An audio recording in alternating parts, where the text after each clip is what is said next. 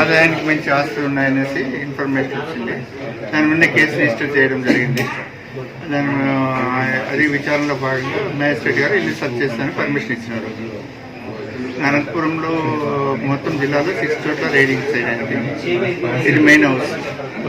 దాదాపు 6 inspectors Kurnool and Anantapuram myself ఈ దాడులు పాల్గొన్నామండి.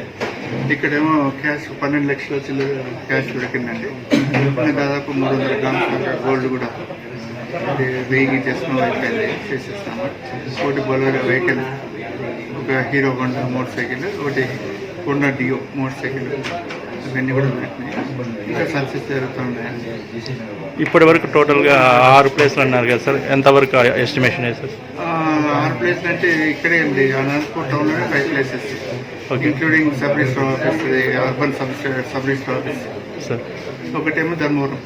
టోటల్ ఎంత రికవర్ అయింది సార్ ఇప్పటి వరకు? ఎంత రికవర్ అంటే ఇప్పుడు అప్రాక్సిమేట్ వాల్యూ చెప్పాలంటే 1.5 crore వరకు ఉండొచ్చు అనేసి అంటున్నారు. ఇంకా పూర్తిగా ఎస్టాబ్లిష్ చేయలేదు, జరుగుతున్న రేట్స్ అదనమాట. ఇది working joint sub register office Anantapur అంతా.